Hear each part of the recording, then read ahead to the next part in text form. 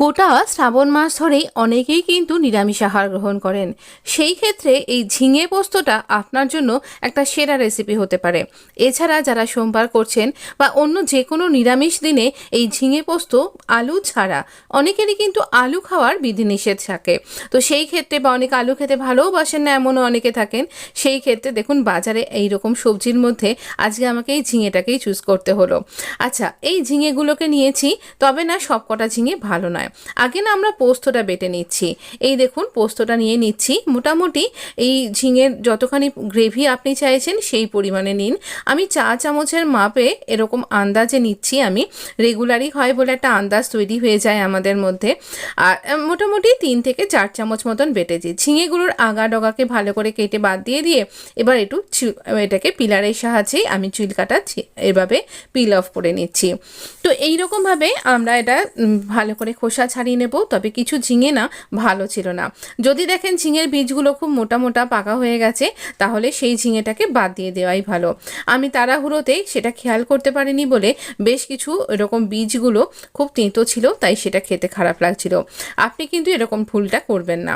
আমি এখানে কড়াইটা ভালো করে গরম করে নিয়েছি। আর যেহেতু পোস্ত রান্না সবসময়তেই খুব ভালো হয় এরকম মাস্টার্ড অয়েলে, তো সর্ষের তেল গরম করতে দিয়েছি। এবার 2 চামচ, এটা কিন্তু আমার চা চামচের মাপে। আপনারা হয়তো সবাই জানেন আমি একটু তেল কম খাই বিশেষ কারণবশত। আচ্ছা, এই রকম করে তেলটা গরম করতে দিয়ে আমি আজকে 5 ফোড়ন দিচ্ছি না, আমি আজকে দিলাম কালো জিরে ফোড়ন। আর তার জন্য না একটা খুব সুন্দর গন্ধ অ্যাড হয়ে গেছিলো। তো এই কালো জিরে ফোড়নটা দিয়েছি, বেশ চরবর চরবর করছে। এর সাথে একটু কাঁচা লঙ্কাকে চিড়ে নিয়ে দিতে হবে। যতটা ঝাল আপনি খাচ্ছেন তো চিড়ে নিয়ে দেবেন, তাহলে ফাটবেও না আর ঝালটাও বেরিয়ে আসবে। এবার ঝিঙেগুলো দেব। দেখুন কিছু কিছু ঝিঙের কিন্তু আমার বীজগুলো পাকা হয়ে গেছে, তো এটা কিন্তু এরকম করবেন না, বাদ দিয়ে দেবেন।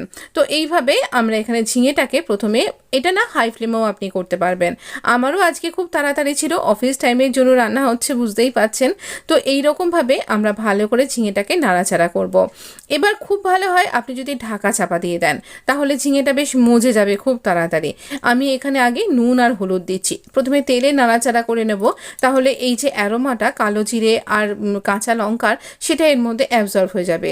আর হলুদ আমি ছাড়া রান্না বিশেষ একটা করি না, খুব 1 চিমটি হলুদ দিলাম। আর এই রকমভাবে ভালো করে নাড়াচাড়া করব। অনেকেই এখানে যে সমস্ত রান্নাতে হলুদ পড়ে না, তাতেও আমি এই রকম হলুদ দিই এই পরিমাণে, যাতে করে রং হবে না অথচ হলুদটাও পড়লো। তো এইভাবে দেখুন ঝিঙেটা অলরেডি মজতে শুরু করে দিয়েছে। আর আমিও কিন্তু পোস্তটাকে বেটে নিচ্ছি। আচ্ছা, পোস্তটা মিক্সিতে আমি প্রথমে ড্রাই গুঁড়ো করে নেব, আর তারপরে আমি এটাকে জল দিয়ে লঙ্কা দিয়ে পেস্ট করব, যাতে তাড়াতাড়ি হয়ে যায়। আমি একটু চাপা দিয়ে রেখেছিলাম 2-5 মিনিট। দেখুন ঝিঙে থেকে বেশ ভালো জলও বেরোতে শুরু করে দিয়েছে, ওই যে নুনটা দিয়ে দিয়েছিলাম তার জন্য। এবার ভালো করে আমরা আবার নাড়াচাড়া করে এই পোস্তটা দিয়ে দেবো। পোস্তটা মিক্সির বাটি ধুয়ে জল নিয়ে, একেবারে একটুখানি জল দিয়ে ভালো করে ধুয়ে নিয়ে সবই একসাথে দিয়ে দিয়েছি। পোস্ত যখন আমি বেটেছি একটা কাঁচা লঙ্কা দিয়ে বেটেছি। আপনি কিন্তু শিলেও বাটতে পারেন, সেটা তো সব থেকেই ভালো হবে। তো এইরকমভাবে আমরা ভালো করে এই ঝিঙেটার জলটা, এই দেখছেন জল জল ব্যাপারটা, এটা যতক্ষণ না শুকোবে সেই পর্যন্ত রান্না করব। এই রান্নাটার মধ্যে একটু চিনি দিতে হবে, কারণ এই রান্নাটা কিন্তু একটু মিষ্টি মিষ্টি হয়, তাহলেই খেতে বেশি ভালো হবে। এটা সত্যিই খেতে অপূর্ব হয়েছিল, শুধু এই তেঁতো পোর্শনটা বাদ দিলে। একটা ঝিঙের কিছু বীজ আর কি ভেতর থেকে এমন বাজে ছিল কি বলবো। আমার রান্নাটা হয়ে গেছে, গ্যাসটা অফও করে দিয়েছি। সেই অবস্থায় কয়েক ফোঁটা সর্ষের তেল দিয়ে দেবো। এতে একদমই কয়েক ফোঁটা দেবেন। তো এবার এটাকে গরম ভাতের সাথে সার্ভ করবেন। দুর্দান্ত লাগবে এইটুকুনি বললাম। যেদিনকে কোনো একটা গেস্ট মেনু প্ল্যান করেছেন, সেদিনকে অনেক রকম রান্না করলেও নিরামিষ এই একটা পদ যদি আপনি রাখেন না, একেবারে বাজিমাত হয়ে যাবে, এইটুকুনি বললাম। সত্যি বলছি ভীষণ ভালো খেতে লাগে। পোস্ত খেতে সবাই আমরা মোটামুটি ভালোবাসি। আর পোস্তর অনেক রকম গুণাগুণও আছে, কিন্তু হ্যাঁ, গুণ এবং অগুণ দুই আছে। আপনি একবার গুগল মহারাজের কাছ থেকে জেনে নেবেন। তো এই পোস্ত শরীরকে ঠান্ডা রাখতেও সাহায্য করে।